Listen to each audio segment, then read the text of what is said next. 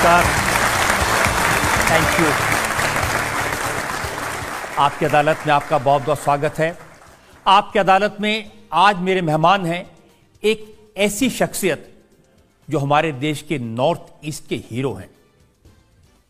North east में सबसे प्रभावशाली नेता, असम के मुख्यमंत्री हिमंता बिस्वा शर्मा।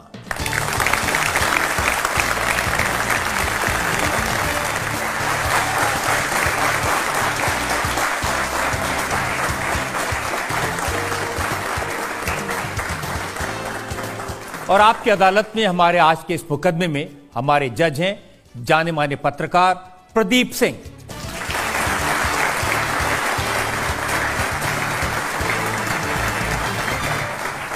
इससे पहले कि आज का मुकदमा शुरू करें, आज के जज प्रदीप सिंह की इजाजत चाहेंगे आज की कार्रवाई शुरू करने के लिए। अदालत की कार्यवाही शुरू की जाए। और इससे पहले कि हिमंता जी आप पर इल्जाम लगे, एक नजर डालेंगे हिमंता बिस्वा शर्मा के पॉलिटिकल करियर पर।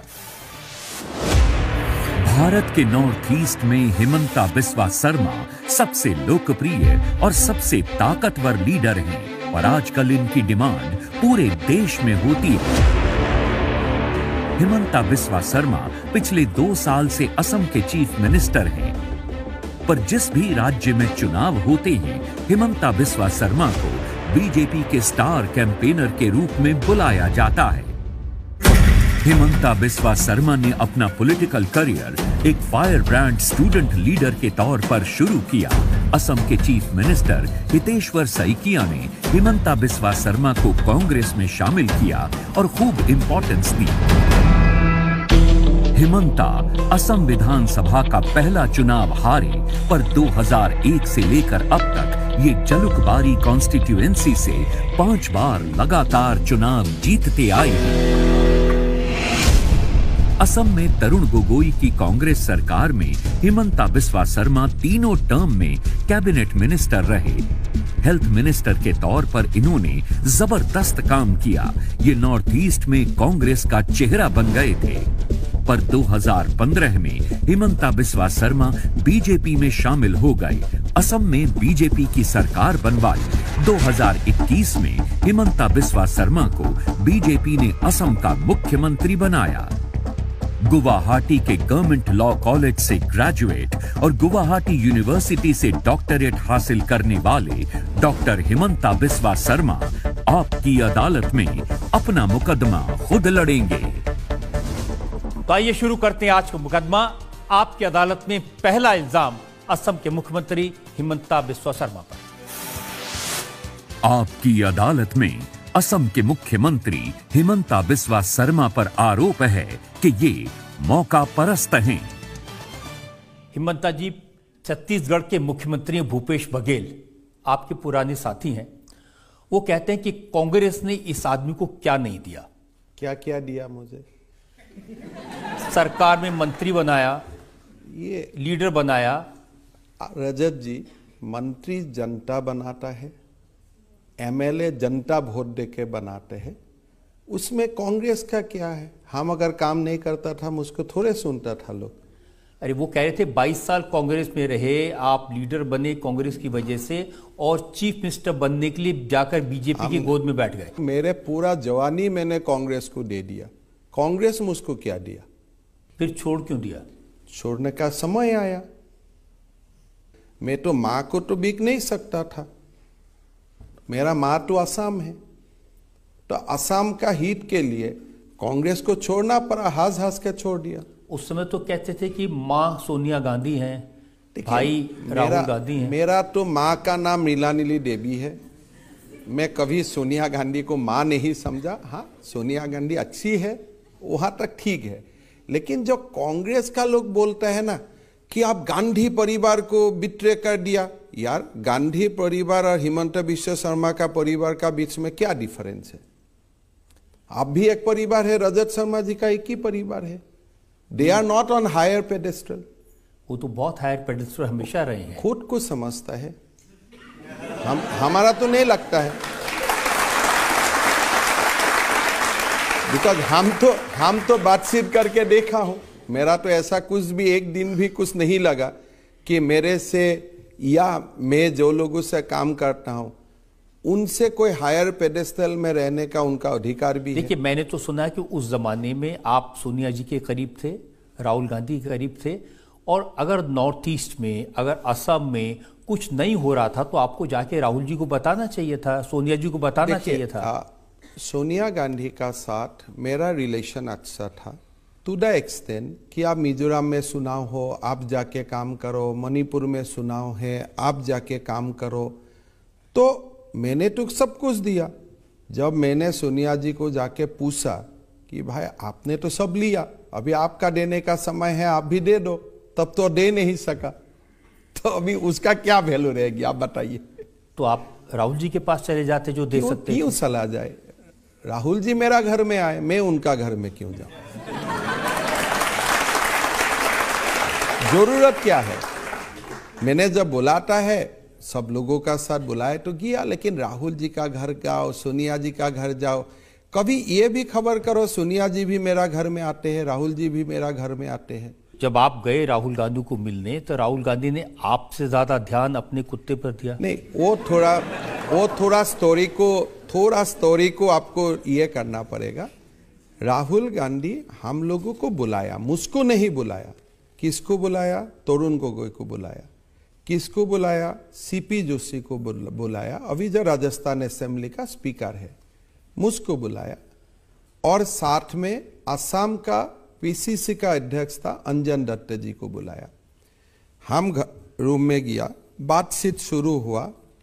5 मिनट बातचीत शुरू होने का बाद उनका कुत्ता आया, और जहां हमारा टेबल में चाय और बिस्कुट सर्व हुआ था उसी से कुत्ता भी खाने लगा। तो मैंने तीनों को देखा, तीनों आराम से खा रहा था वही टेबल से, तो मेरा लगा, मैं तो पहला बार गया था, मेरा लगा उनका वो कल्चर ही है टेबल से एक साथ खाने का कुत्ते का साथ। मैं बोला उसमें तो मैं नहीं हो सकता हूं।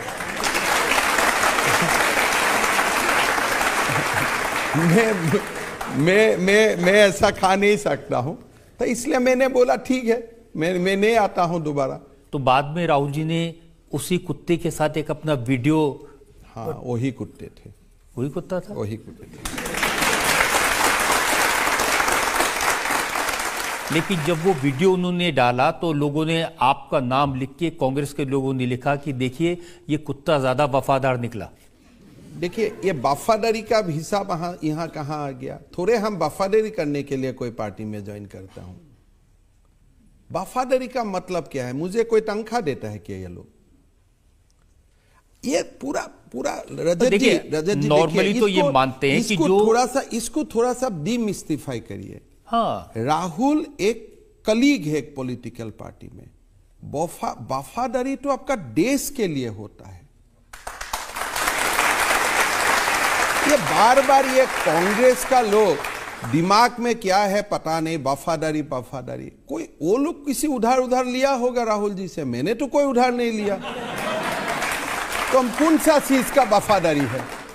देखिए, नॉर्मली ये माना जाता है कि जो कुछ कांग्रेस है वो गांधी परिवार की वजह से है, जो वोट मिलता है वो राहुल गांधी, सोनिया गांधी। गलत बात है। जो कुछ कांग्रेस है महात्मा गांधी के लिए है। आप नाम हाईजैक करके बैठा हुआ है।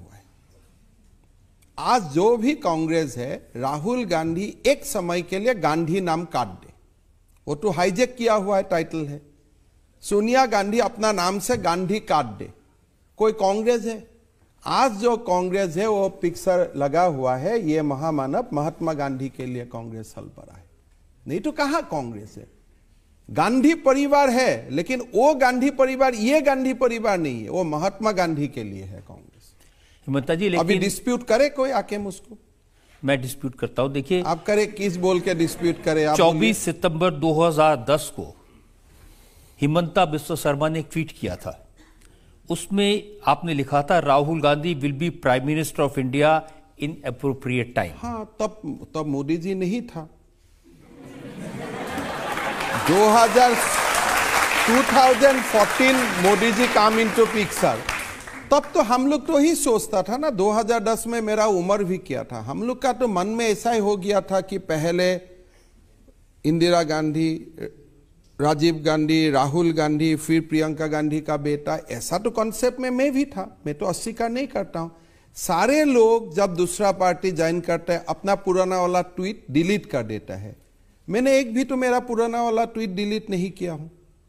मेरा ट्वीट से ही तो वो लोग खुद के निकाल के वो बोलता है। जो दिन कांग्रेस में ज्वाइन किया था मुझको तो बहुत लोग जानते भी नहीं था। That day night I could have deleted all my tweets, old tweets, but मैंने इसलिए ट्वीट डिलीट नहीं किया कि मेरा बच्चा को मुझको बता के जाना है, देखो तुम्हारा पापा 2010 में क्या सोचता था, आज क्या सोचते थे। भारत 2010 में ऐसे ही सोचते हैं, आज भारत वो नहीं सोचते हैं। This is the changing picture of India, जो मेरा ट्वीट से आपको दिखने मिलेगा। देखिए, जो आपके कांग्रेस के पुराने साथी हैं वो तो ये कहते हैं कि आपके ऊपर केसेस थे, उनसे बचने के लिए, जैसे पवन खेड़ा का एग्जांपल बताता हूं, उन्होंने कहा कि नारदा स्कैम में हैं, शारदा स्कैम में हैं, सब में शामिल हैं और आजकल ये फेयर एंड लवली बने हुए हैं। आपको मैं दो बात बोलता हूं। पहले कांग्रेस का कोई पुराना साथी तो मेरा खिलाफ नहीं बोलता है, सबका साथ मेरा ठीक है, आज भी कोई मेरा खिलाफ कुछ नहीं बोलते हैं। सेकंड, मेरा नाम से कौन सा केस है, कौन सा देश में कौन सा अदालत है, एक थोड़ा एग्जाम्पल देके बताइए। मैं भी आपको बोल सकता हूं आप बोफोर्स में हैं, लेकिन कुछ तो दिखाना पड़ेगा। अब है मेरा कहां है, मैं तो वही पूछते पूछते पागल हो जाता हूं। भाई कुछ केस नंबर बताओ यार, मैं भी जाके ऑफिसर को पूछ के आता हूं। कहते कि नारदा स्कैम में आपके ऊपर सीबीआई का रेड हुआ था। आप देखिए, सीबीआई मुझको बुलाया था एज ए विटनेस, कोर्ट में चार्जशीट लगा दिया Himanta Biswa Sarma as a witness while I was in Congress, not when I was in BJP. लोग बोलता है दर में जाके बीजेपी ज्वाइन करता है। हमारा ऊपर सीबीआई मुझको बुलाया 2014 में, 2015 बिगिनिंग जनवरी सीबीआई बोला ये एक्यूज नहीं है, ये विटनेस है। फरवरी में जाके सोनिया गांधी का हाथ में कागज दिया, देखो मैडम मैं पूरा क्लीन हूं। फिर भी आप मेरा प्रॉब्लम रिजॉल्व नहीं करता है। अगस्त में जाके मैं बीजेपी ज्वाइन करता हूं। व्हेन आई ज्वाइन बीजेपी उस समय भी मेरा नाम में कोई केस नहीं है, आज भी केस नहीं है और भविष्य में भी भगवान को प्रार्थना करता हूं मेरा नाम में केस ना बने। लुइस बर्गर का केस भी नहीं है आपके ऊपर? मेरा हिसाब से तो नहीं है, इसलिए मैंने जाके फ्रंटल गुवाहाटी में केस किया। सुप्रिया श्रीदेव जो कांग्रेस की प्रवक्ता है उन्होंने कहा कि ये सब नादानी है। आपको मैं बताता हूं, मेरा नाम तरुण गोगोई जी ने पहला बार बोला, मेरा नाम में लुइस बर्गर का केस है। मैं गुवाहाटी सेशन कोर्ट में केस किया। मैं बोला भाई मेरा केस नंबर खाली दे दो, मेरा नाम में कहां केस है। तो गोगोई साहब नंबर नहीं दे सके। फिर कोर्ट ने गोगोई साहब को इंजंक्शन लगाया कि इस व्यक्ति का खिलाफ आप मत बोलिए जब तक आप केस नंबर कम से कम नहीं दे सकते। तो ऐसे अगर मैं काल से हवा लगाना शुरू करता हूं कि इसका खिलाफ ये है वो है, आपका ट्विटर है, ट्रोल है, वो बन जाएगा। लेकिन मैं आपका अदालत में खड़ा होकर बोल रहा हूं, भाई मेरा ऊपर क्या मुकदमा है थोड़ा बताइए, कोई एक कागज दिखाओ। देखिए सबसे इंटरेस्टिंग तो फास्टेबल मैं वो डरने वाला मैं नहीं हूं, वो वाला सिस्टम में मैं नहीं हूं। मेरा तो मैं यही बताता हूं कि कांग्रेस को मैं नहीं डरता हूं और कांग्रेस को डरना मेरा जरूरत भी नहीं है। हमने तब तक एक ही आदमी से सुना था मैं नहीं डरता हूं, राहुल गांधी। देखिए राहुल गांधी का एक अलग सिस्टम है, वो डरता नहीं इसलिए वो कोर्ट जाते रहता है। आप आज देखो कोई एक पार्टी बोल सकता है कि अगर आप जो भी स्कैम का नाम बोलता है these are the scam allegedly, अगर होगा भी गोगोई साहब का सरकार का दिन में होगा, खुद का सरकार को गाली देने वो निकाल जाते हैं। देखिए राहुल जी ने खुद आपका नाम लिया, उन्होंने ट्वीट किया जिसमें अडानी में का जो नाम है किन किन लोगों से बनता मैं भी राहुल गांधी का नाम मैं हर दिन ट्वीट करता हूं, लेकिन उन्होंने लिखा जो 20,000 करोड़ रुपए। आप राहुल गांधी मेरा नाम में ट्वीट करता है वो आपने देखा, मैं जो राहुल गांधी का नाम में ट्वीट करता हूं वो भी आप देखो ना। आप लोग क्यों इतना ऊपर रखते हैं ये गांधी वाला को? इसलिए कि उन्होंने 60 साल इस देश पर राज किया है। कहां राज किया है, देश को बर्बाद किया है।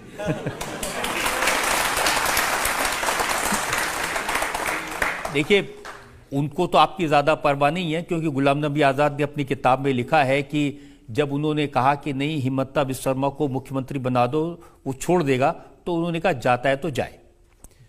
हाँ, वो ऐसा ही बोलता है कि कोई जाना है तो जाओ, किस लिए, तभी तो अकेला रह सकता है, नहीं तो उनका लेवल का तो और कोई बहुत लोग है। अगर सारे लोग पार्टी में रहता है, कोई दिन तो उनको ही पार्टी से निकाल देगा, तो इसलिए वो बोलता है जो इतना लोग जाना है जाओ, अकेला मैं रहूंगा। लेकिन आप कभी राहुल गांधी से मिलकर के ये सब बातें नहीं बताते थे? देखिए, मैं राहुल गांधी को बचपन से जानता हूं and I was never impressed by his merit. तो मैं कांग्रेस में भी रहता था, मैं 10 बार सोनिया गांधी को मिलने जाता था, लेकिन मैं राहुल गांधी को मिलने नहीं जाता था।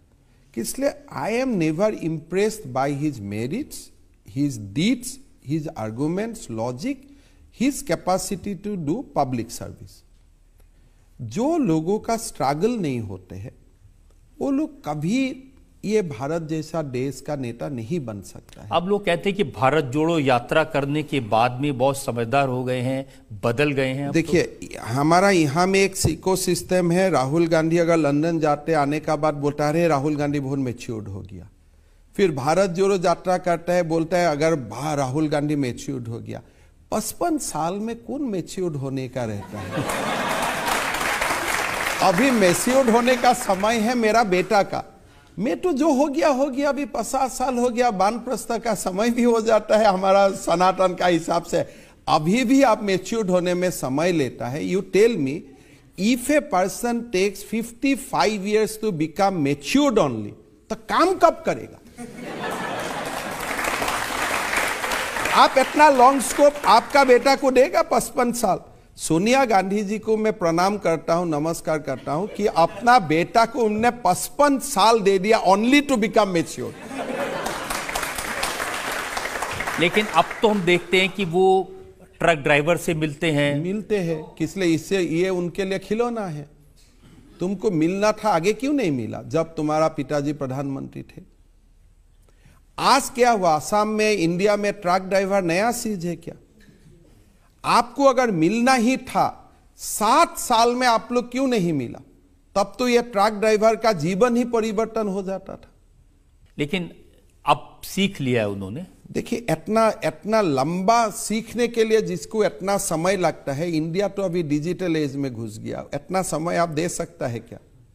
अगर सीखने के लिए ये भी एक क्वालिटी होता है कि ट्रक ड्राइवर का साथ बैठा। वो कहते हैं कि जैसे मोदी जी हैं, वो किसी से नहीं मिलते, और राहुल जी हर गरीब आदमी से मिलते हैं। मोदी जी बिना मिलते हुए जीवन का 70 साल पार कर दिया। वो प्रसारक नहीं था, लोगों से नहीं मिलता था।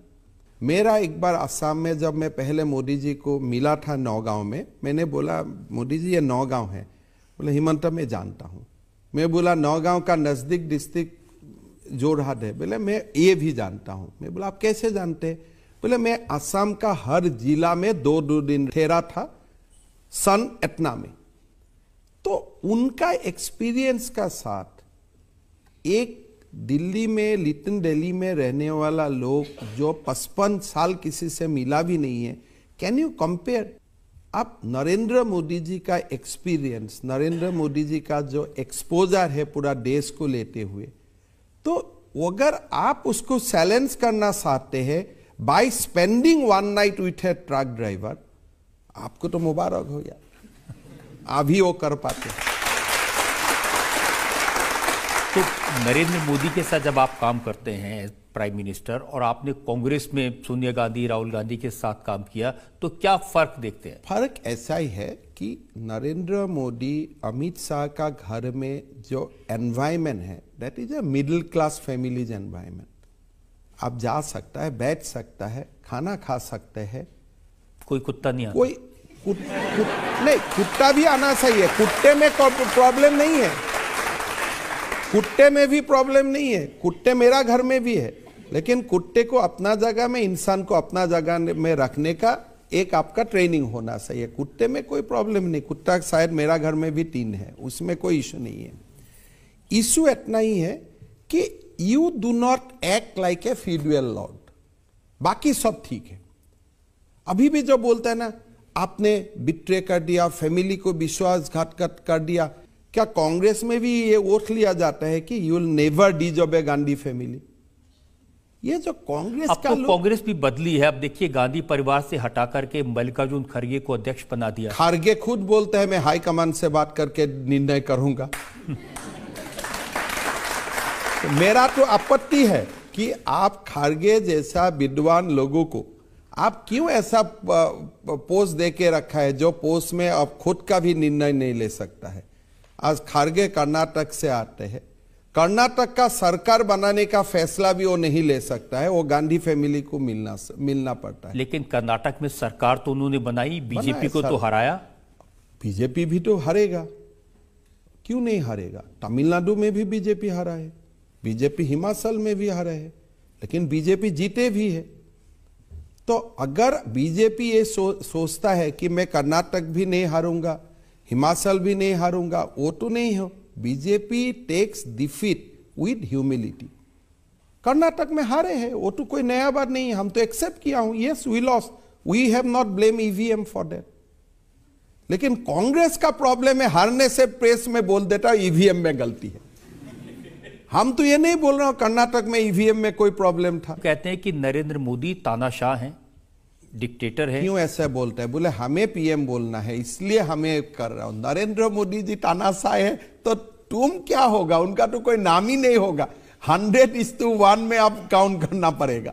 लेटेस्ट डेफिनेशन ये है कि मोदी जी पार्लियामेंट की जो नई बिल्डिंग बनी है उसका उद्घाटन खुद करना चाहते हैं, राष्ट्रपति को नहीं करने दे रहे। आप ये बोलो कि हमारा दुख हो रहा है, हम उद्घाटन नहीं करने पा रहा हूं। उनका ट्रेजेडी यही है कि देखो हमारा सामने इतना बड़ा गांधी परिवार का सामने नरेंद्र मोदी आके संसद भवन का उद्घाटन करेगा। They have not able to reconcile with the fact कि कोई लोग without blessings of Gandhi family भी देश का प्रधानमंत्री बन सकता है। मैं आपको एक क्वेश्चन करता हूं। छत्तीसगढ़ असेंबली का उद्घाटन हुआ, सोनिया गांधी जी जाके उद्घाटन किया। वो क्या पोस्ट में था वो समय? असम असेंबली का फाउंडेशन स्टोन हुआ, तरुण गोगोई जी ने किया। तब क्यों राज्यपाल का याद नहीं हुआ? अब तमिलनाडु असेंबली का उद्घाटन किया, क्यों सोनिया गांधी जाके किया? सोनिया गांधी का क्या कॉन्स्टिट्यूशनल पोजीशन था? ये कोई प्रेसिडेंट और प्राइम मिनिस्टर का डिबेट नहीं है, गलती में मत पड़िए। एक ही डिबेट है, they are not able to digest the fact that somebody outside the Gandhi family can inaugurate that parliament house. अगर यह संसद भवन कांग्रेस का समय में हो जाता था, that संसद भवन would not have been inaugurated by Manmohan Singh, it would have been inaugurated by so-called UPA chairperson Sonia Gandhi. That is the reality of this nation. आपने क्या किया जाइल सिंह जी का साथ? आपने क्या किया था? अगर आप राष्ट्रपति पद का इतना ही महिमा मंडित करते हैं, तब आप जैल सिंह का साथ क्यों क्या किया था? याद कीजिए। आप अगर इतना ही राष्ट्रपति पद का महिमा मंडित करते हैं, क्यों फखरुद्दीन अली अहमद को फोर्स किया था to sign the emergency without even a cabinet decision? अगर आपको द्रौपदी मुर्मू जी के लिए इतना ही आपका प्यार मोहब्बत है, why you have put Jaswant Sinha against Draupadi Murmu? Modi ji तो आप लोग सबका, राजनाथ सिंह जी तो आपको सबको फोन किया था कि देश का पहला आदिवासी महिला राष्ट्रपति बनने जा रहा है, आप कृपया करके सपोर्ट कीजिए। क्यों सपोर्ट नहीं किया? देश में तो एक नया मिसाल खड़ा हो जाता था। आपने एपीजे अब्दुल कलाम को क्या रिस्पेक्ट दिया था जब वो राष्ट्रपति रहा? आप हमेशा हिस्ट्री आपका हिसाब से लिखने चाहते हो। What honour you have given to president of India when they existed, they where you existed in the power. लेकिन देखिए ये भी तो सच है कि इस वजह से सारे ऑपोजिशन पार्टीज इकट्ठे हो गए। 0 and 0 यूनाइटेड होगा तो 0 ही होगा। आप एक कैरेक्टर देखिए, कौन कौन एक हुआ है? सारा फैमिली बेस्ड पार्टी एक हुआ है। गांधी फैमिली एक हुआ है, केसीआर फैमिली एक हुआ है, मुलायम सिंह या अखिलेश सिंह फैमिली एक हुआ है। एक तरफ जो लोग बॉयकॉट का कॉल दे रहा है, all are family rule political party. और जो डेमोक्रेटिक पॉलिटिकल पार्टी है, any democratic party you can name, they are with the Narendra Modi ji. So only boycott, who has given the boycott call? नहीं, देखिए बीजू पटनायक के बेटे नवीन पटनायक बीजू और YSR के बेटे, गलत मत कीजिए। बीजू पटनायक जी जब जिंदा था वो कभी नवीन पटनायक को प्रमोट नहीं किया था। That is not a family. I am not with BJD. I oppose BJD in Orissa. But after demise of Biju Patnaik, Naveen Patnaik from his own political party called BJD. Biju Patnaik Janata party में था। उनका party का legacy नवीन पटनायक ने कभी नहीं लिया है। He made that party by his own hard work. Mulayam Singh ji का पार्टी अखिलेश सिंह ने लिया। महात्मा गांधी का पार्टी आपने लिया भी नहीं, हाईजैक किया, तो एक अलग कहानी है। बट आप एकदम अभी लाइन इंडिया में डिवाइड हो गया। फैमिली रूल पार्टी एक तरफ और जो हार्ड वर्क अपना खून पसीना लगा के राजनीति करता है वो लोग एक तरफ। And that conflict you will see for next 10-15 years. तो आपको लगता है कि 2024 में बड़ी चुनौती ये सब लोग दे देंगे मोदी जी को? चुनौती देने का कोशिश करेगा। सुनाओ तो हो, एंड वी ऑल्सो एंजॉय ना when opponent is strong little bit. अब कहां पेना गोलकीपर नहीं होने वाला पोस्ट में गोल मार के कहां अच्छा लगता है? कोई ना कोई तो होना चाहिए। जनता से जो लोग सवाल पूछना चाहते हैं।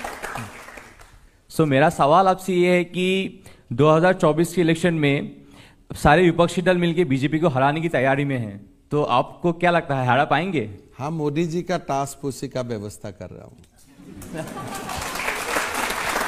और आपका आशीर्वाद से। तो आपका क्या असेसमेंट है 2024 को लेके? 300 पार, 300 प्लस, कोई प्रॉब्लम नहीं होगा। लोग चाहते हैं कि भारत का गौरव गाथा और बढ़े। आप कोई डाउट में मत रहिए। India is having the best time now in our history. Modi ji को थोड़ा और काम करने दीजिए। आप अभी देखिए ना, अमेरिका का प्रेसिडेंट इंडिया प्राइम मिनिस्टर को क्या क्या बात बोलता है। ऑस्ट्रेलिया में लोग हवाई में नरेंद्र मोदी हवा में बना देता है with flights. Can you imagine कि भारत का इतना गौरव गाथा कोई दिन होगा? I think after Swami Vivekananda that great speech in America Chicago, after that Modi ji is doing so much thing for this country और हमें उनको ताकत देना चाहिए। हर समय मोदी जी का कल्याण के लिए प्रार्थना करना चाहिए, और मोदी जी के लिए नहीं, ये भारत के लिए, राष्ट्र के लिए। आपकी अदालत में अगला इल्जाम। आपकी अदालत में असम के मुख्यमंत्री हिमंता बिस्वा शर्मा पर इल्जाम है कि ये जोड़ तोड़ की राजनीति करते हैं। हिमंता जी, एक जमाने में एमएलएस को खरीदने बेचने के लिए कभी गोवा ले जाते थे, कभी खजुराहो ले जाते थे, लेकिन आजकल असम ले जाते हैं। मां कामाख्या का आशीर्वाद लेने के लिए असम का अच्छा पब्लिसिटी हो रहा है। इतना दिन लोग मां कामाख्या का बारे में थोड़े बहुत जानते थे, अभी अच्छा से जानना शुरू किया तो लोग मां का दरबार में जाते हैं। मां के दरबार में जाते हैं या हिमंता जी के दरबार में जाते हैं? मैं तो मां का बेटा हूं, मेरा कहां दरबार है। अब शिवसेना के एमएलएस को तोड़ने के लिए हिमंता बिस्वा शर्मा ने उनकी जेब में 50-50 खोखे डाल दिए। देखिए, मैं सुना भी नहीं और मेरा नहीं लगता है मेरा नाम में कोई बोल सकता है कि इसलिए पूरा आसाम इकट्ठा करने में भी इतना पैसा नहीं होगा। पूरा हमारा आसाम में तो कोई शुगर मिल भी नहीं है, आसाम में कोई शरद पवार जैसा बड़ा लीडर भी नहीं है जिसका पूरा नेशनल नेटवर्क हो। हम तो एक छोटा ही प्रदेश है, तो हमारा यहाँ आने में खाली बिहू का लारू, पिठा, सीरा, दही वही हम लोग खिला सकता हूँ। नहीं तो फिर ये शिवसेना के एमएलए टूटे कैसे? वो लोग टूटा होगा उद्धव जी का नाराज बनते हुए, और कैसे टूटेगा? अगर एक पार्टी में कोई टूटता है, किसी गलती तो पार्टी में ही होगा। मैं सुना कि वो आके होटल में रह रहे थे, रात को 12 बजे हिमंता बिस्वा शर्मा गए और खेल बदल दिया। हमने वो लोग से तो मैंने नहीं मिला, एक प्रेस का, आप लोग का ही पूरा प्रेस का लोग गया था, किसी का बुखार हुआ था तो मैं थोड़ा मदद किया था आउटसाइड द होटल। खाली मैं होटल वाला को इतना ही फोन करके बोला कि देखो भाई, जो भी यहाँ रहने दो, लेकिन जाने का समय देखो जीएसटी एंड रूम का भाड़ा पूरा पे करके जाओ, हमारा अच्छा फायदा हुआ। अब केजरीवाल गए थे शरद पवार को मिलने, तो वो कह रहे थे कि हमारे एमएलए को भी अब असम बुलाया जा रहा है। आना चाहिए उनका एमएलए भी, जितना जल्दी हो उतना जल्दी आना चाहिए।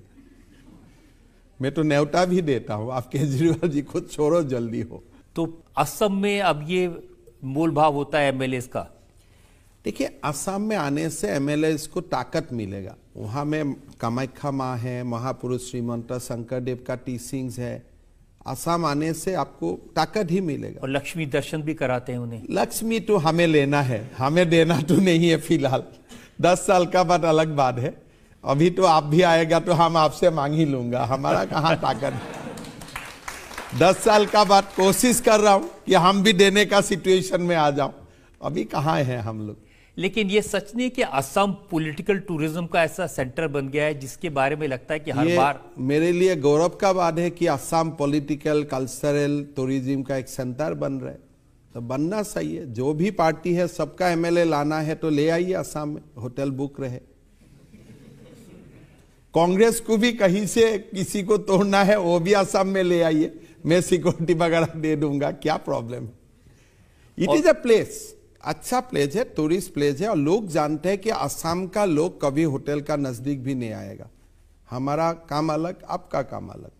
It's a good place. Hotel Radisson है गुवाहाटी में, अभी एक मे फेयर भी खोला है, जिसका भी जो आना है आ जाइए। कांग्रेस के एक नेता हैं कुमार जयमंगल सिंह, उन्होंने तो शिकायत की है कि असम के मुख्यमंत्री ने झारखंड में सरकार गिराने के लिए एमएलए को 10-10 करोड़ ऑफर किए।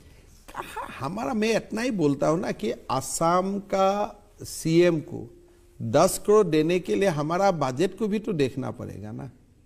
हमारा बजट में है क्या? बहुत ही हम लोग अभी जाके थोड़ा कुछ बना हूं। We are not very rich state, अभी आगे जाके होगा, मेरा विश्वास है। तो किसी को अगर 10 करोड़ का सपना है तो असम में मत आओ। तो इतना वी कैन नॉट अफोर्ड। या फिर यह है कि कहीं और से पैसा आता है, असम में सिर्फ उसका रास्ता मिलता है। इतना बढ़िया रास्ता दिल्ली मुंबई होने से को रास्ता भी, आप मैप देखिए ना, वहां कोने में जाएगा फिर घूम के इधर आएगा।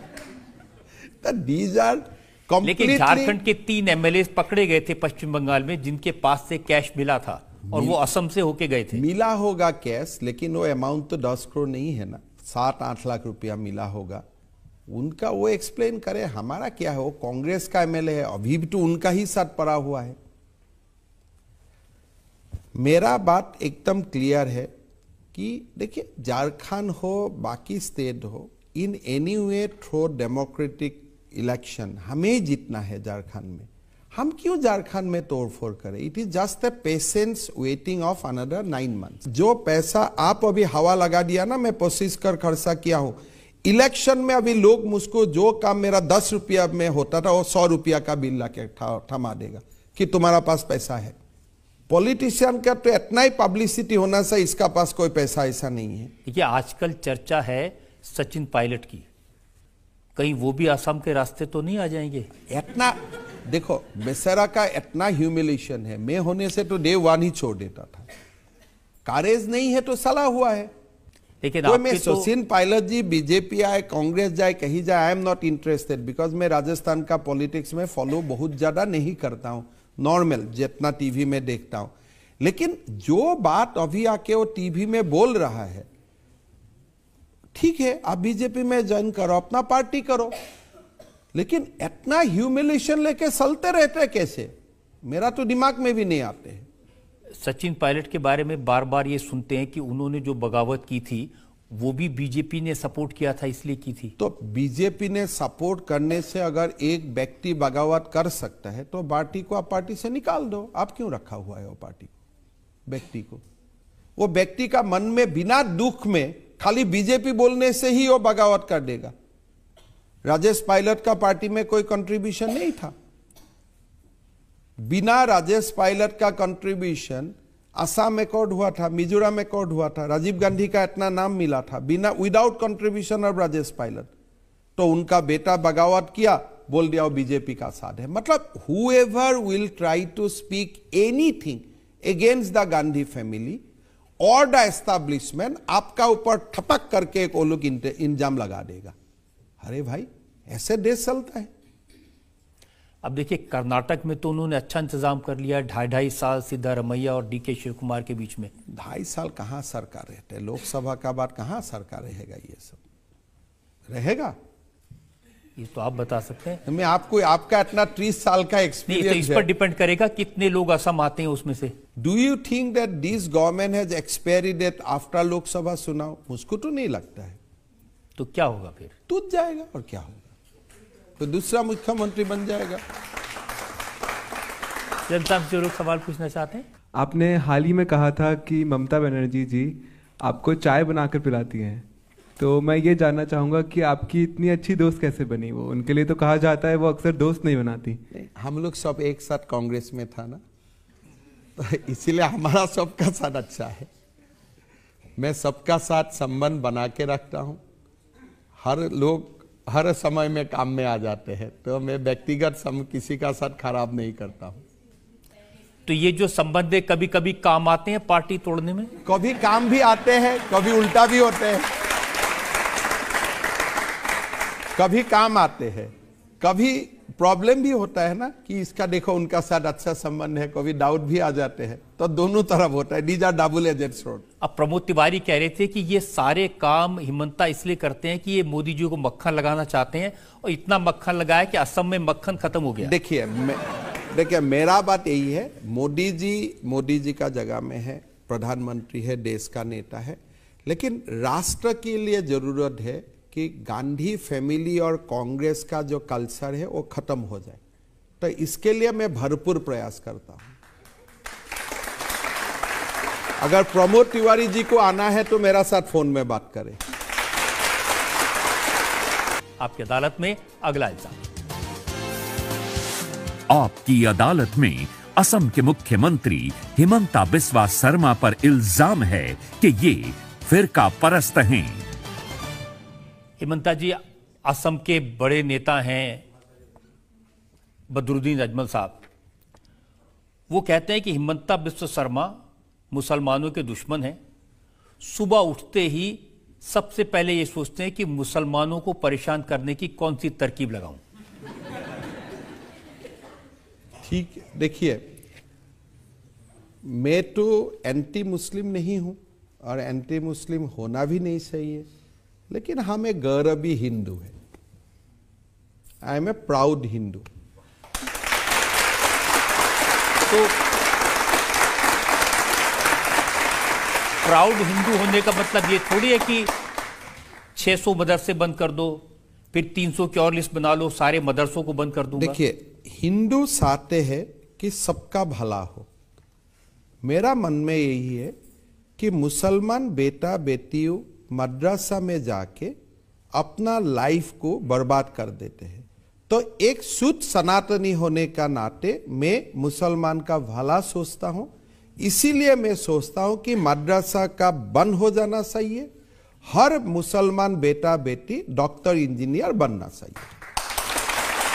ममता जी, मुसलमान का बेटा क्या बनेगा, कहां पढ़ेगा, ये आप थोड़ी तय करेंगे, उनको तय करने दीजिए। तय तो वो करेगा, लेकिन मैं जितना आप मदरसा बंद कर देंगे तो वो कहां पढ़ेगा? देखिए, तय तो उनका पिता माता ही करना पड़ेगा। इकोसिस्टम बनाना मेरा काम है। तो मैं एक इकोसिस्टम बना दिया हूं कि भाई आपका यहां स्कूल है, कॉलेज है, आप जाके डॉक्टर इंजीनियर बने। तो वो इकोसिस्टम बनाने का काम मेरा है, निर्णय लेने का काम उनका पिता माता है, कोई मुसलमान पॉलिटिशियन का नहीं है। ऐसा तो नहीं कि मदरसों में पढ़े हुए लोग डॉक्टर इंजीनियर नहीं बनते, मदरसों पढ़े हुए लोग कहां बनते हैं?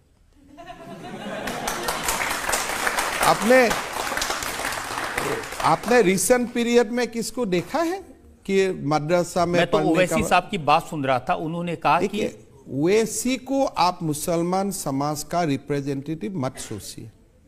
वो तो जहां भी जाता है मुसलमान ही उनको वोट नहीं देता है। वो कह रहे थे कि हिमंता बिस्वा शर्मा ने स्कूल में इतिहास ठीक से नहीं पढ़ा। जिन मदरसों में जो पढ़ाने वाले लोग हैं वो उन लोगों ने अंग्रेजों के खिलाफ लड़ाई लड़ी, शहादत दी। इंग्रजों का खिलाफ किसी ने लड़ा वो कोई आपत्ति का बात नहीं है, लेकिन मद्रासा में पढ़ के बहुत लोग बमबारू भी बना है, अल-कायदा में भी ज्वाइन किया है। तो हिस्ट्री को आपका जो पॉजिटिव साइड है वो मत उठाइए। History represent both positivity and negative, and उनका एवरेज आप ले लीजिए। रिसेंट 30 इयर्स में अगर आप देखते हो कौन सा मद्रासा से ऐसा महापुरुष का जन्म लिया है जो भारत का उत्थान के लिए काम कर रहा है, जो अपना कम्युनिटी का ऊपर जाके ह्यूमैनिटी के लिए काम कर रहा है। मैंने तो नहीं सुना हूं, मैं तो नहीं देखा हूं। खराब भी हुआ है वो भी मैं नहीं बोलता हूं कि मद्रासा में पढ़ने का मतलब you become a terrorist. No, I do not agree. मेरा पॉइंट इतना ही है कि मद्रासा में पढ़ने का बाद आपका जनरल एजुकेशन का रास्ता बंद हो जाते हैं। आप मद्रासा में मत ले जाइए। कुरान शरीफ का ज्ञान होना जरूरत है एज यू आर फॉलोइंग इस्लाम। घर में पढ़िए, मस्जिद का इकोसिस्टम में आप पढ़वाइए, लेकिन बेटा बेटी को डॉक्टर, इंजीनियर, प्रोफेसर बनाने का मौका दीजिए। You may be his biological parent, but आप कैसे उनका लाइफ का दरवाजा बंद कर सकते हैं? अगर उनका मन है आफ्टर 16 इयर्स कि मुझको थियोलॉजिकल स्कॉलर बनना है, वो अपने आप पढ़ लेगा मद्रासा, लेकिन बचपन में आप मद्रासा में मत डालिए। Keep his option open. देखिए, आप उनका कह रहे हैं हम भला चाहते हैं स्टूडेंट्स का, ऐसे भला चाहते हैं कि जो मदरसों में पढ़ाते हैं उनके लिए कानून बनाएंगे कि उनको पुलिस स्टेशन में रिपोर्ट करना होगा। देखिए, वो एक सिचुएशन डिमांड करता है कि इसलिए अभी फिलहाल असम में हमें जितना अल-कायदा का मॉड्यूल पकड़ा हो 54 मॉड्यूल, एंड 54 मॉड्यूल में ही madrasa teachers who are coming from outside Assam उनका इन्वॉल्वमेंट में है। तो इसीलिए मैंने मद्रासा कमेटी को बोला हूं कि बाहर से जो भी आते हैं थाना में रजिस्टर करवा दो, so that we can do due diligence of his character from the other government. और बहुत समय बांग्लादेशी सिटीजन भी असम में मद्रासा में आके काम करता है, अल-कायदा का मॉड्यूल डेवलप होता है और पूरा समाज का ऊपर बदनाम आते हैं। इसीलिए unlike the impression in outside Assam, Assam में हम लोग समाज का साथ, कौम का साथ बात करके ही ये सब फैसला लेता हूं। और इसीलिए असम में कोई कम्युनल प्रॉब्लम नहीं है। मुसलमान भी मुझको मानते हैं, काम को मानते हैं, और मैं भी उन लोग को सेम रेस्पेक्ट देता हूं। उनको रेस्पेक्ट करेंगे लेकिन फ्रीडम नहीं देंगे। आप कह रहे हैं कि 4 शादी करने पर मुझे आपत्ति है। बहुत आपत्ति है, बहुत आपत्ति है। मेरा बेटी को, आपका और मेरा बेटी को, क्या मैं ऐसे व्यक्ति को शादी दूंगा जिसका ऑलरेडी 3 पत्नी है?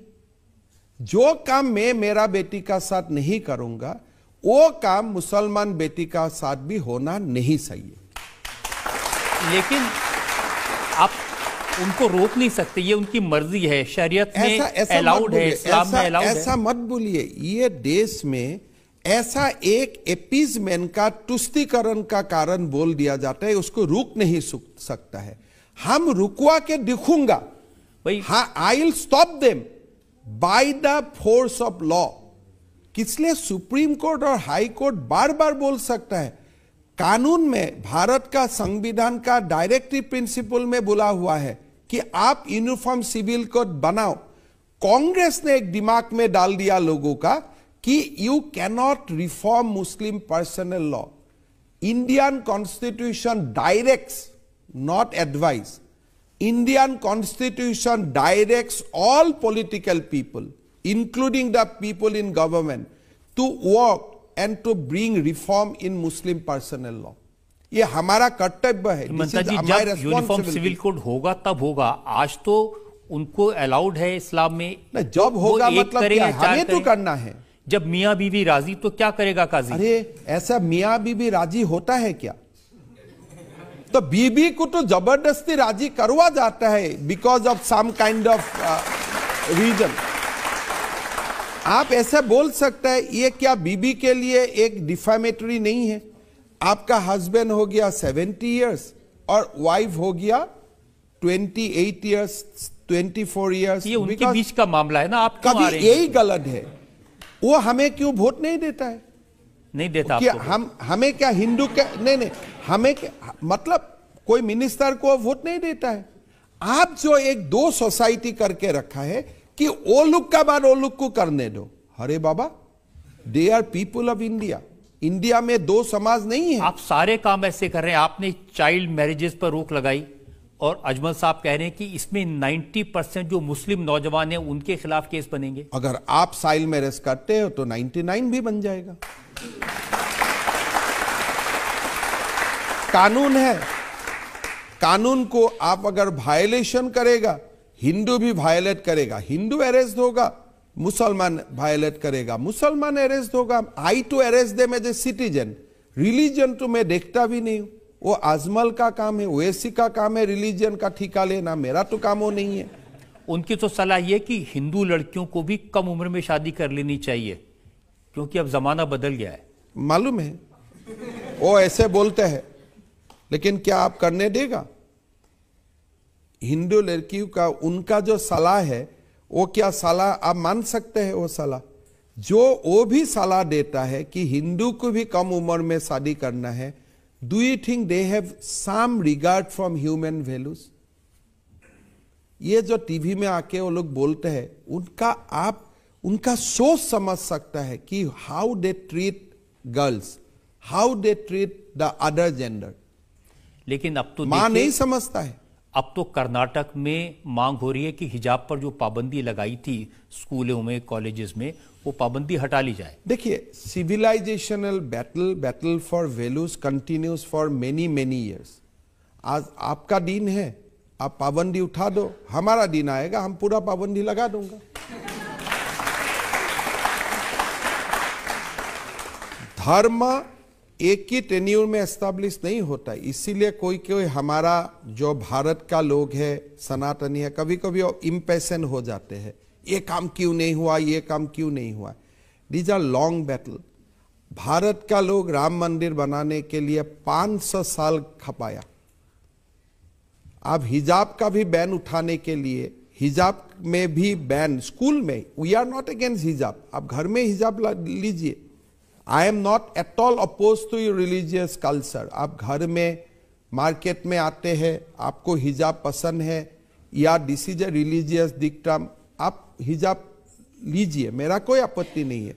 बट स्कूल में जब फिजिक्स का क्लास चल रहा है, आप हिजाब विल हेल्प यू और नॉट। और एक ही क्लास में uniform means what? That there is no religion, no poor rich, हम लोग एक यूनिफॉर्मली विल बी देयर। वहां में why you bring something which is against the concept of uniform? तो ये मैं मानता हूं कि इसलिए आज भी नरेंद्र मोदी जी या बीजेपी का देश में सारे प्रदेश में शासन नहीं हुआ है। The battle for dharma still continues, we are not reach the climax. तो इसीलिए ये कभी वो कभी हम, ये चलता रहेगा। तो ऐसी बातों से नहीं लगता कि आप बिल्कुल एंटी मुस्लिम हैं, मुसलमानों के खिलाफ हमें हैं? तो मुझको तो मुस्लिम समाज आके अवार्ड देना चाहिए कि मुस्लिम बेटी के लिए मैं इतना सोचता हूं। अगर मैं बोलता हूं मुस्लिम बेटा बेटी को डॉक्टर बनना है, क्या मैं अगेंस्ट हूं? अगर मैं बोलता हूं कि मुस्लिम बेटियों का एक ही हस्बैंड होना चाहिए, मैं क्या मुसलमान का खिलाफ हूं? हजरत मोहम्मद बोल के गया है कि इस्लाम में monogamy is a rule, polygamy is exception. तो अल्लाह का ही is the sole messenger as per Islam is concern, और नबी है। नबी ने बोल के गया है कि मुसलमान को मोनोगमी प्रैक्टिस करना चाहिए, और पॉलीगमी भी आप प्रैक्टिस करता है, उसका रूल कितना है? You have to take consent from the existing wife and that consent has to be voluntarily. वो होता है क्या समाज में? जी, हमारा संविधान सबको इजाजत देता है कि वो अपने मजहब को, अपने धर्म गलत को बात है, जैसे चाहे। नहीं, वो गलत बात है। संविधान वो इजाजत नहीं देता है। मैं वही आपको बोलना चाहता हूं। Directive principle of state policy, मैं पॉलिटिकल साइंस का स्टूडेंट रहा हूं।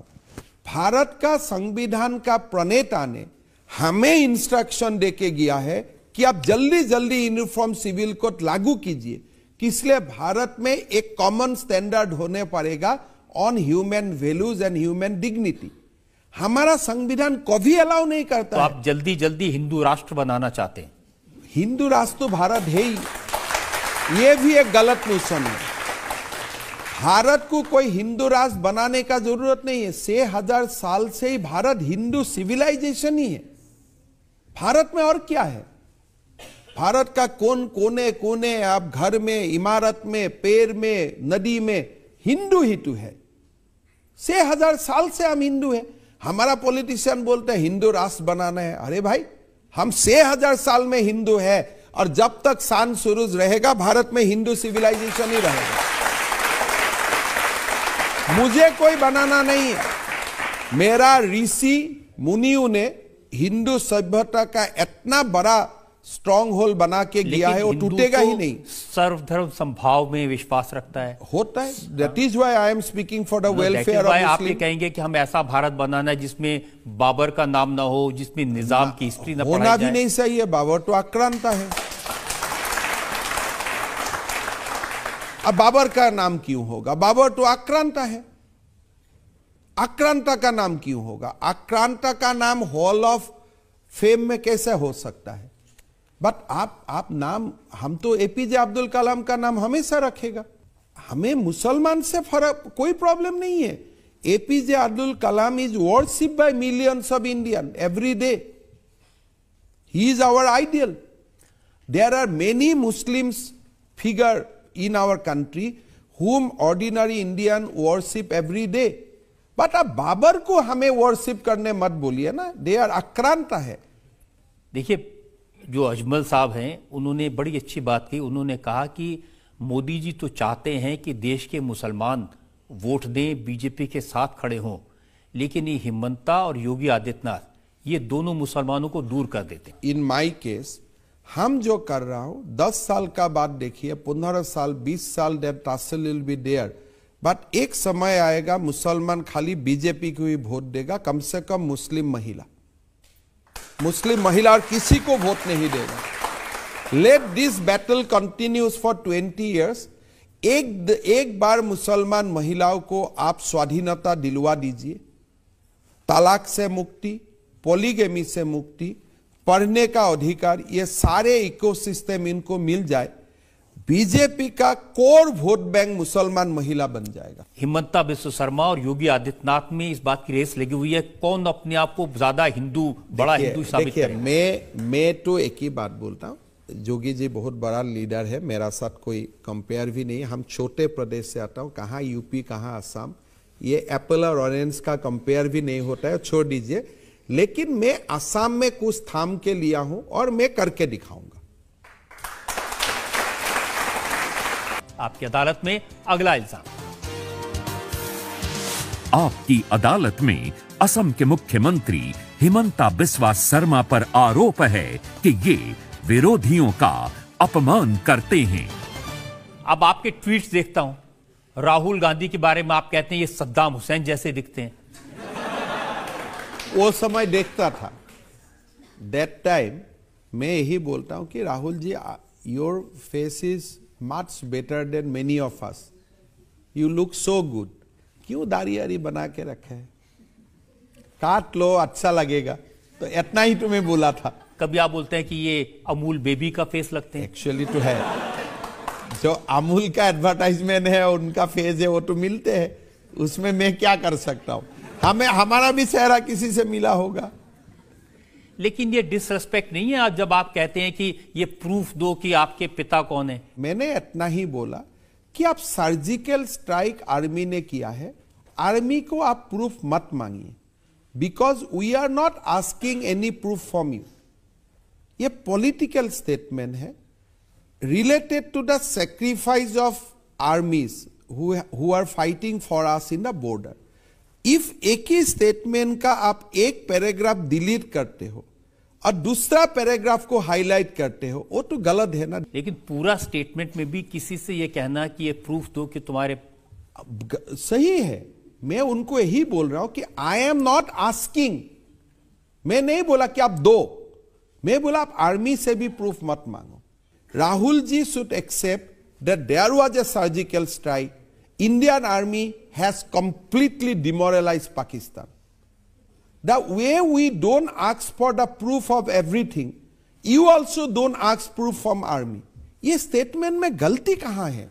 इसमें ही नहीं, अब उन्होंने भारत जोड़ो यात्रा की इतनी सफल थी, आप कह रहे हैं कि उनको पाकिस्तान में यात्रा निकालनी करना सही है, किसलिए भारत टूटा कहां? नहीं, आप मुझको पूछो 1947 इंडिया टूट गया बिटवीन इंडिया एंड पाकिस्तान। अगर किसी को अभी भारत जोड़ो यात्रा करना है, वो तो पाकिस्तान में ही करना पड़ेगा ना, वो भारत में क्यों करेगा? India is United. अगर फिर भी आपको करना है, आप नागालैंड में करो, जहां there is a demand for secessionism, थोड़ा बहुत। असम में करो, वहां भी अल्फा सोवरेनिटी डिमांड कर रहा है, लेकिन साउथ इंडिया का लोग कभी सोवरेनिटी डिमांड नहीं कर रहा है, तो आप वहां क्यों कर रहे हैं? आपको राहुल गांधी से प्रॉब्लम क्या है? मेरा क्या प्रॉब्लम है?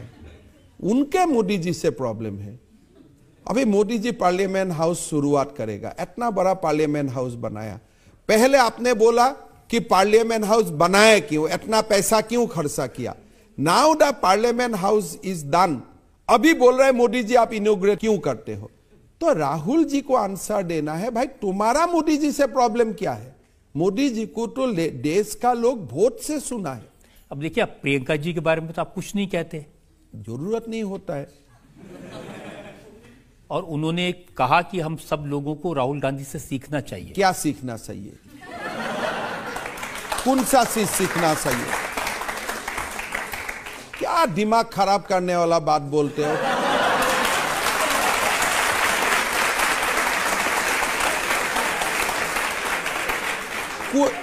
एक बात दिखाइए जो बात सीखना चाहिए।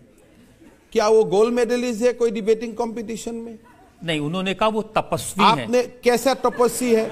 अगर आप अमेठी में, मैंने 1996 में मैं जालुकबारी में चुनाव हारा, 2001 तक जब तक मैं नहीं जीता, मैं वहां तपस्या करके बैठा रहा। आप अमेठी से क्यों भागा केरला तक? आपने भगा दिया। क्यों भागा आपने? आपको जो अमेठी ने आपका पिता को एमपी बनाया, आपको एमपी बनाया, कोई एक बार आप हार गया, आप इतना नाराज हो गया अमेठी का लोगों से? यू आर नॉट ए, आपसे कोई सीखे? क्यों सीखेगा आपसे? अगर आप हारने का बाद भी हर बार अमेठी हर महीना जाता था, आई वुड हैव से कि लर्न फ्रॉम राहुल गांधी। क्या बात सीखे? उन व्यक्ति में क्या है? देश का मजाक उड़ाए लंदन जाके, वो सीखे? कौन सा सीखना चाहिए आप बोलो? मोदी जी को जाके पार्लियामेंट में सुमा खाने का कोशिश करता है, वो सीखना चाहिए?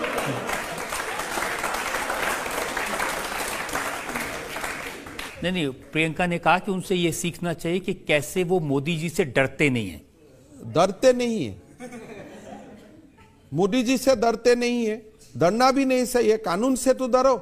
आपका कानून ने एमपी डिस्क्वालीफाई किया है, तो आप कानून को क्यों आप गाली देते हो? आपने उनकी एमपीशिप ले ली, आपने उनका घर ले लिया, अब क्या करेंगे? नहीं रजत जी, आप खुद बोलो कि राहुल जी का पहले किसी का एमपीशिप नहीं गया था। कांग्रेस का ही 20 एमएलए एमपी का सीट गया था। सुप्रीम कोर्ट का ऑर्डर है कि आप डिस्क्वालिफिकेशन होगा तो शाम को ही आपका एमपीशिप खत्म हो जाएगा। Why you are challenging the judgment of the Supreme Court? बार बार आप बोल के कि मोदी ने डिस्क्वालीफाई किया, जस्टिस पटनायक ने आपको डिस्क्वालीफाई किया है। आप क्यों सच बात नहीं बोलते भारत का लोगों को? आपका ये दम नहीं है जाके प्रेस करना कि देखो लोग गलत फहमी में मत रहो, my MP seat has been disqualified because there is a judgment in famous Lily Thomas case by the Supreme Court of India delivered by Justice A K. Patnaik. इतना बोलने का आपका क्यों हिम्मत नहीं है? के बाद में जो उन्होंने कहा कि आप मुझे चाहे एमपीशिप से हटा दो, आप चाहे मेरा माइक बंद कर दो, आप चाहे मेरा घर खाली करा लो, मैं अडानी के बारे में बोलता रहूंगा। कहां बोलते हैं आजकल? जो दिन शरद पवार का घर में अडानी गया, उसका बाद तो राहुल जी कुछ अडानी का बारे में बोलते नहीं है। आज शरद पवार जी का घर में गौतम अडानी जाते हैं, क्या Rahul ji is tweeting against Sharad Pawar now? जब अशोक गहलोत का घर में अडानी जाते हैं, राहुल जी ट्वीट्स अगेंस्ट अशोक गहलोत, आप क्यों अशोक गहलोत को कुर्सी से खाली करने देते हो? देखो, हजरत मोहम्मद से सीखना चाहिए। आपको मिठाई मत खाओ बोलने का पहले ही leave his habit of taking sweets. तो आप अडानी को क्रिटिसाइज करने का पहले अशोक गहलोत का कुर्सी खाली करो। आप अडानी को निगेटिव बोलने का पहले शरद पवार से आपका रिश्ता आप खाली करो, फिर बोलो। You must leave by example. लेकिन आप भी सिर्फ राहुल नहीं, उनके आसपास के जितने लोग हैं, पवन खेड़ा को उन्होंने स्पोक्स पर्सन बनाया, आपने उनके लिए असम की पुलिस भेज दी। अगर मैं कानून का बाहर काम करूंगा, मेरा पास भी पुलिस आ जाएगा। पुलिस तो आपका ही है ना। यूथ कांग्रेस वालों के पास से आते, उनके श्रीनिवास उनके प्रेसिडेंट हैं, उनके खिलाफ हम लोग का घर में कितना पुलिस आता है? हम रोना धोना करता हूं क्या? हमें फ्रॉम 1978 हमने असम एजिटेशन किया, इतना तक आया। कम से कम घर में पुलिस का साथ मोर भेद जुग जाग 50 बार तो हो ही चुका है, बचपन में, कॉलेज में। हम तो कभी रोना धोना नहीं करता हूं। लेकिन वो असम की पुलिस कोई क्यों आती कोई है? पवन खेड़ा जी को पुलिस अरेस्ट करने आते हैं, आप झगड़ा क्यों करते हो? You should surrender before the police. Court तो है ही, आपको बेल दे देगा। आप तो सबके बारे में ये कहते हैं, केजरीवाल जी के बारे में कह दिया असम में आए तो जेल में डाल दूंगा। मैं वो नहीं बोला कि मेरा बारे में आप असेंबली में आके जो बोला है वो असम में बोलो, मैं केस डालूंगा। मैं जेल का बात नहीं बोला हूं, मैं बोला केस डालूंगा। उन्होंने कहा केस कहां डालूंगा? पुलिस स्टेशन में नहीं, मैं बोला मैं कोर्ट में केस डालूंगा। उन्होंने कहा, मैंने हिमंता जी से कहा कि आप दिल्ली आइए, मेरे घर आइए, मैं तो इंतजार कर रहा हूं। मैं अपनी कार में आपको सब जगह घुमाऊंगा। नहीं, कार में नहीं। वो पहला बात बोला है घर में खाना खिलाऊंगा, फिर कार में बैठाऊंगा। तो I am waiting because I want to see his big mansion fast. मैं एक बार खाना भी खाऊंगा और फिर गाड़ी में उनका साथ दिल्ली का जोगी झोपड़ी भी देखने जाऊंगा। मैं आज से 10 दिन पहले मेरा गुवाहाटी का प्रेस कॉन्फ्रेंस में मैं रिपीट किया हूं कि केजरीवाल जी का लेटर का मैं इंतजार कर रहा हूं, कब वो बुलाएगा मुझको। दम नहीं है ये सबका। आपको बुलाने का दम नहीं है या वैसे ही दम नहीं है? कहां दम है? मैं इसको बुलाने से तो मैं तो साथ में मेरा फोटोग्राफर भी जाएगा, घर का तो फोटो भी खींच लेगा। कहां दम है?